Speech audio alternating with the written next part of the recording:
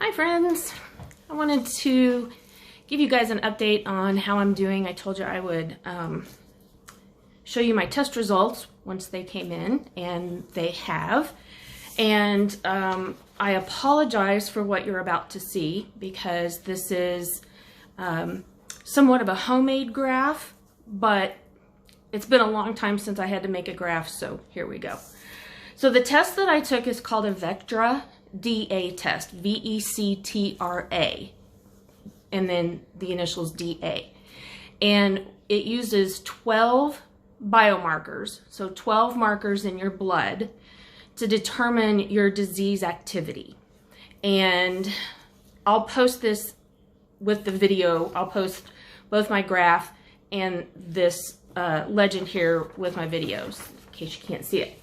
So as you can see, 1 to 29, a score of 1 to 29 right here is considered low disease activity.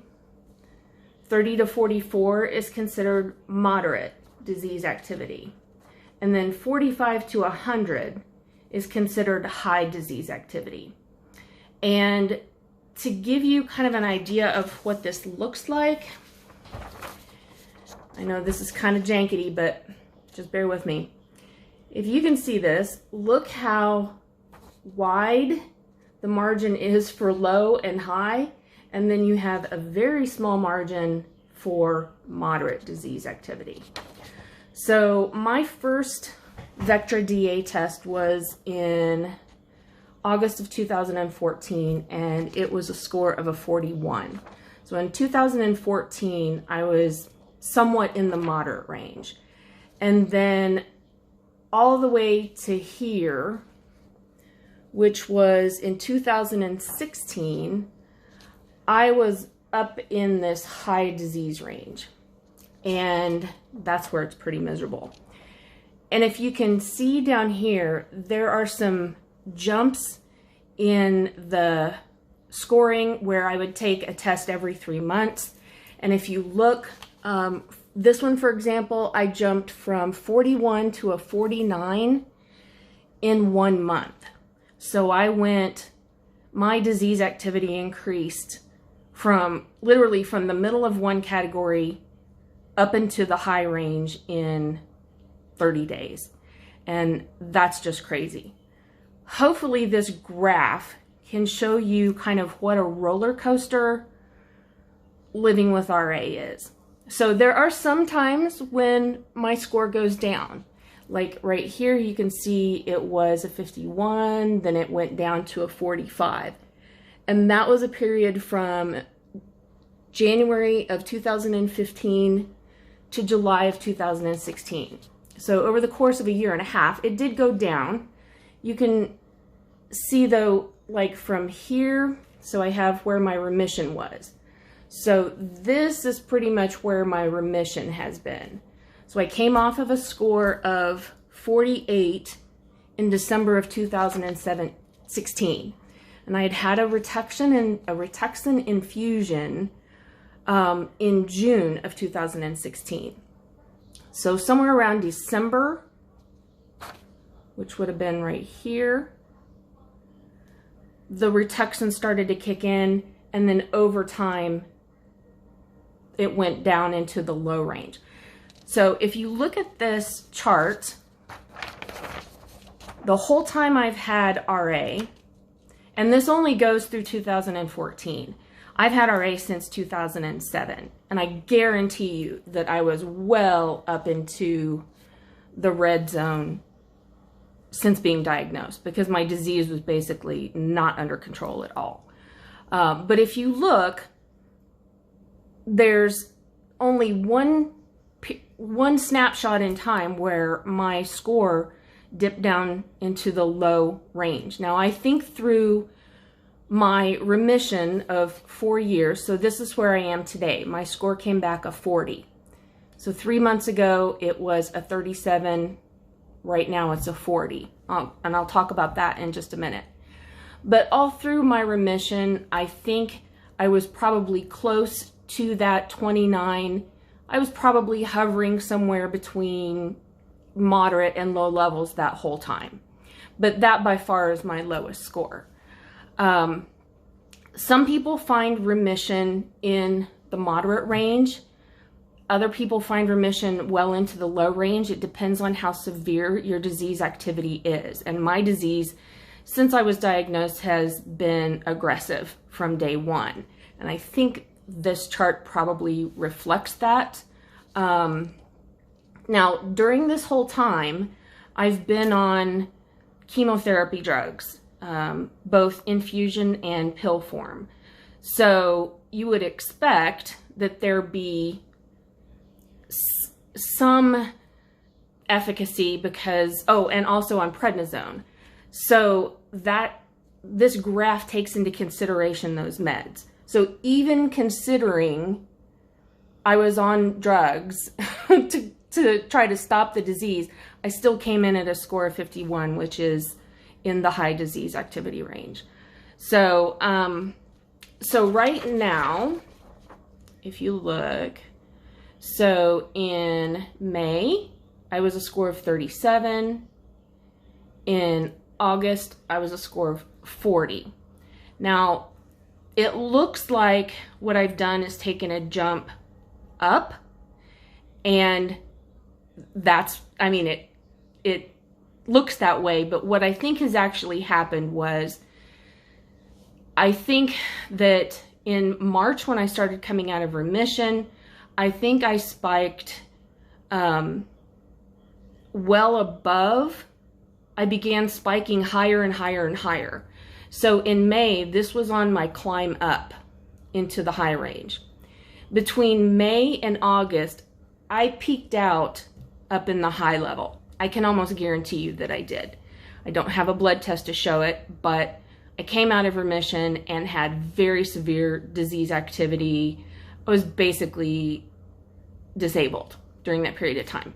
So it spiked, and I think where you see the 40 is actually me on the downslope of that spike. So it looks like I've jumped up, but I think it's actually me coming down on the other side of that spike. So what I am to do is to just let my rheumatologist know how I'm feeling over the course of the next 3 months. So my next infusion would be scheduled for November, and because the Rituxan infusions are typically scheduled in 6-month intervals, and I get tested with blood work every 3 months. So in November will be my 6-month mark from my infusion, which took place on May 21st of this year. And depending on how I feel in November, my rheumatologist is going to kind of go off of my description of, you know, how much pain I'm having, what's my pain level. He'll do an exam of, like, you can see my wrist is swollen. I wonder if you can see the indentation of the bracelet. Yeah, so you can see where I've got swelling here. I've got swelling up in my knuckles right here, pretty good. So he's gonna do a physical exam, and combined with the physical exam and input from me on how I'm feeling, he will determine if I need another infusion. The infusion is crazy on my body. The last infusion that I had was just ridiculous. I got so sick, my blood pressure skyrocketed. It's just a lot to take that amount of this chemotherapy drug in, well, it took me 6 hours this time. So if I'm feeling good, then we're going to try to push that envelope and see how far along I can go without having to have another infusion. Typically what my rheumatologist would like to see is if my disease activity is still increased, to try to take the infusion only once a year. That's less harsh on the body, but it all depends on how I'm feeling. So let's say November comes up and I'm really no better than I am right now. He may then say, okay, let's go ahead and do another infusion. And that may be enough to kind of bump the rest of this disease activity back into the place where it should be, you know, where it's not overreacting, where it's kind of in, my immune system is in its normal function phase. And, but we'll just have to see.